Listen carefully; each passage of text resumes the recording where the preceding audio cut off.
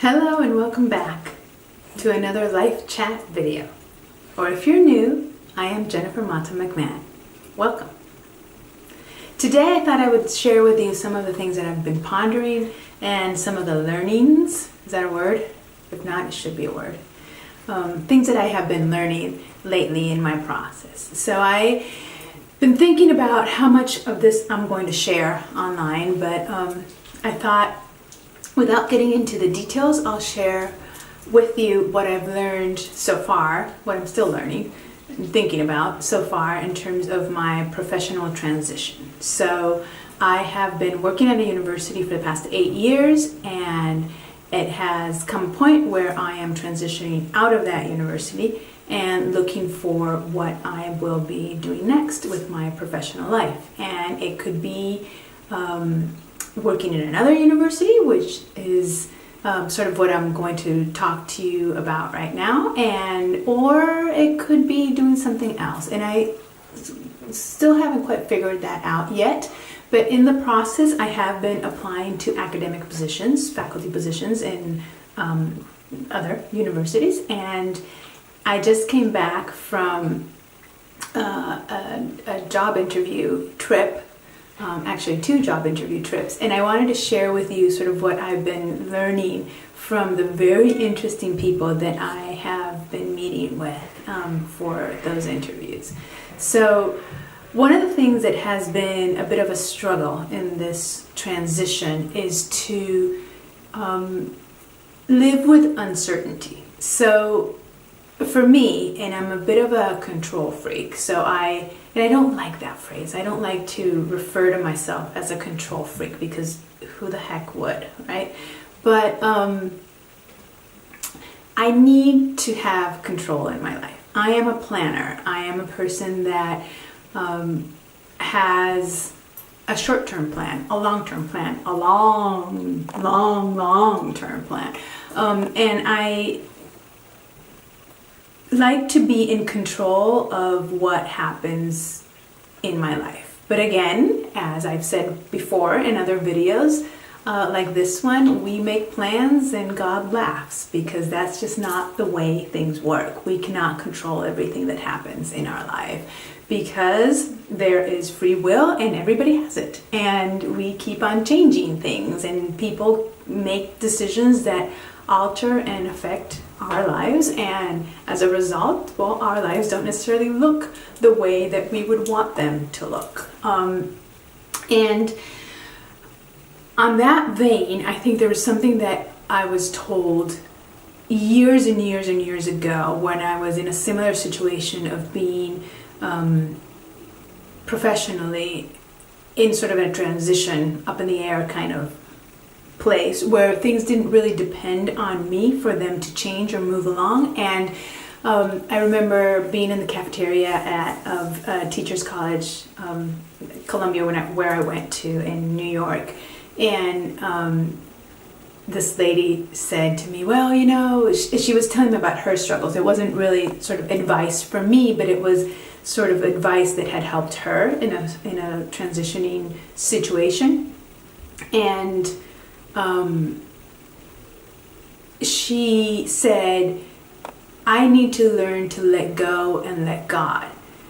And that completely resonated with me, because I thought, if I truly believe in God, and I think there is a plan for me, be it that, and we can get into this in another video, because I'm going to go through a long tangent, which I don't want to do right now. But if I truly believe in that, and I believe that there's a plan for me, and that either myself or God or someone created this plan for me, then I need to trust it. I need to trust that that is going to unfold, regardless of the free will that intervenes and interferes with the plan achieving itself, or me achieving the plan. But I need to learn to let go and trust God, trust the plan, know that this is going to happen, and just enjoy the ride, and enjoy where I am right now. Because the other thing that I've learned is that each moment has its pros. So if we're stuck in a position where we're only seeing the cons, there are, as well as cons, there are pros.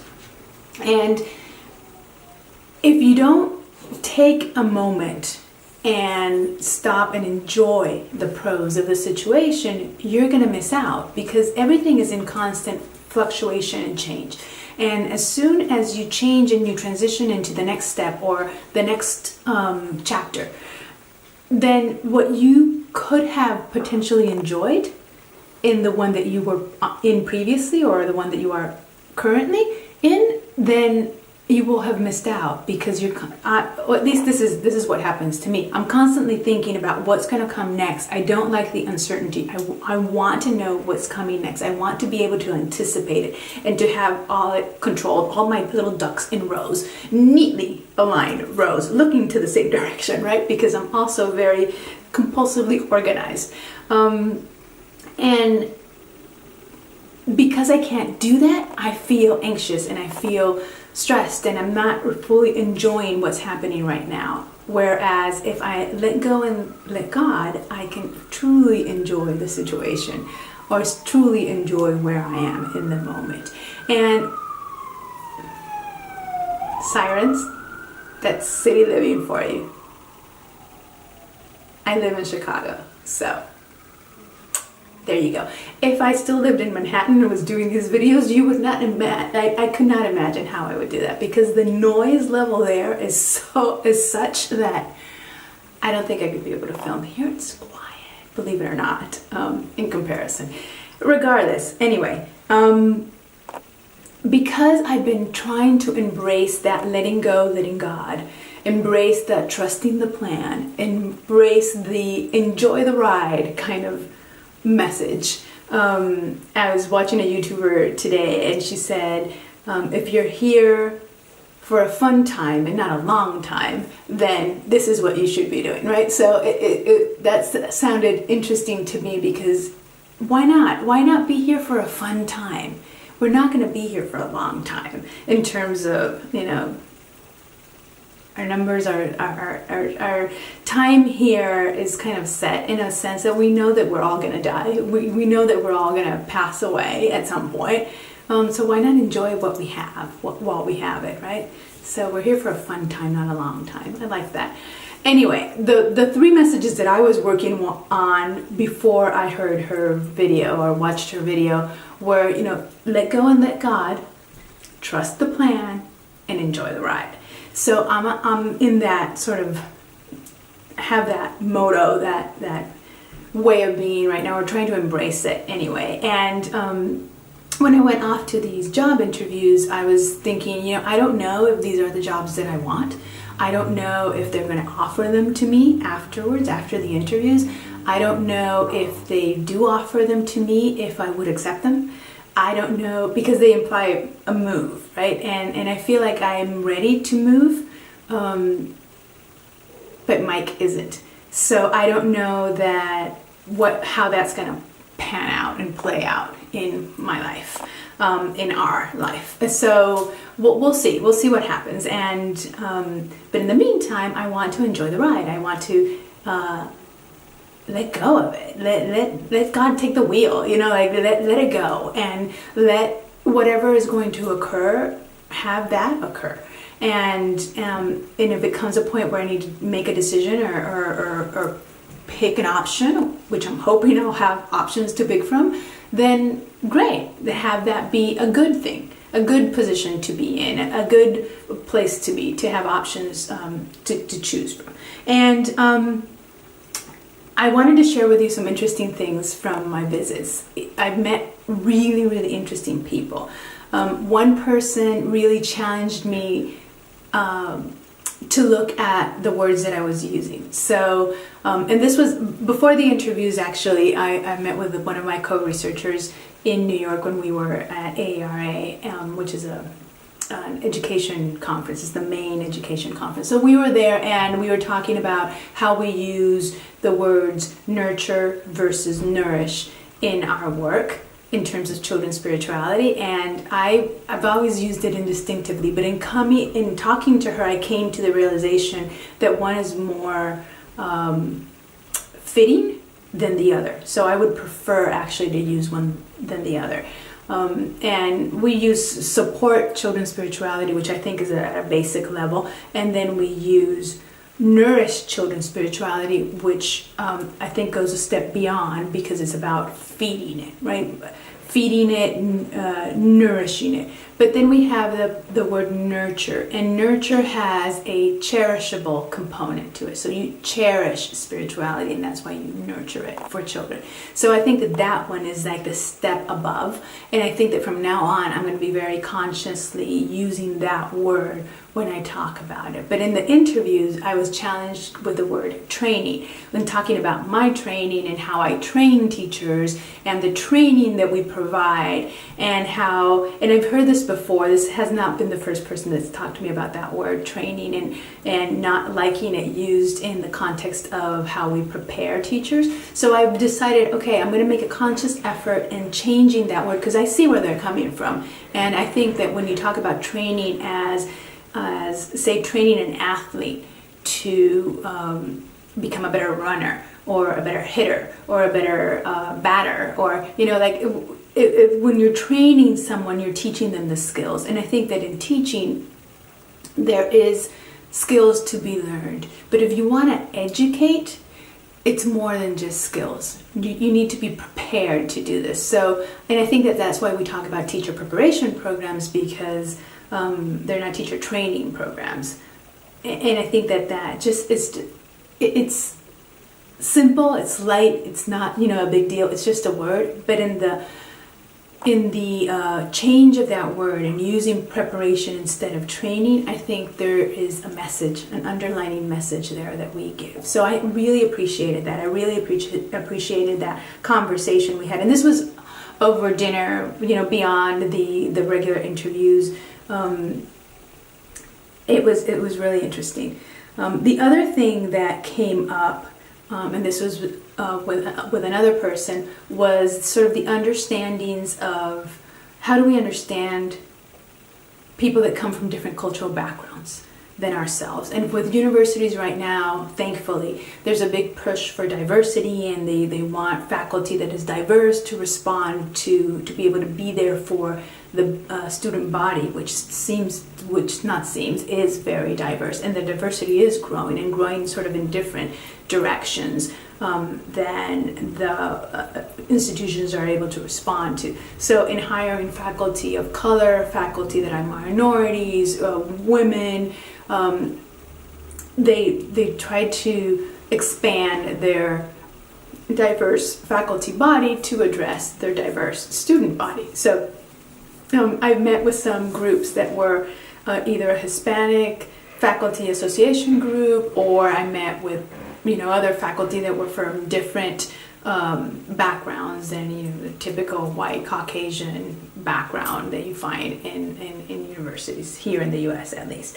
And she was talking about how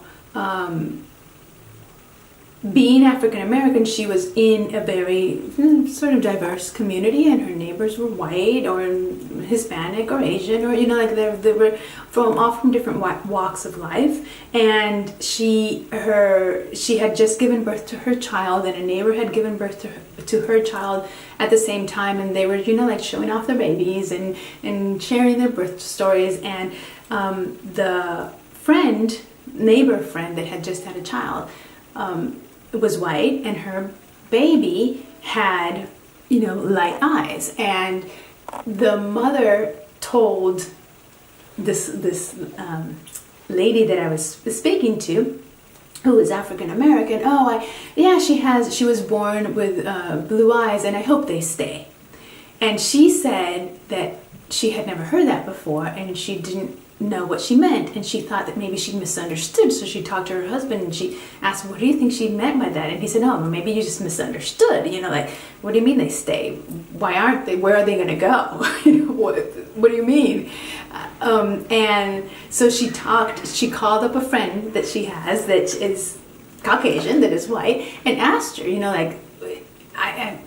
this happened to me. What does that mean? He says, what do you mean you don't know this? And I've heard this before too, which is a complete misconception, but people say things, oh, all babies are born with blue eyes, and then some stay blue, and then some turn into green or brown or black or whatever other color, right?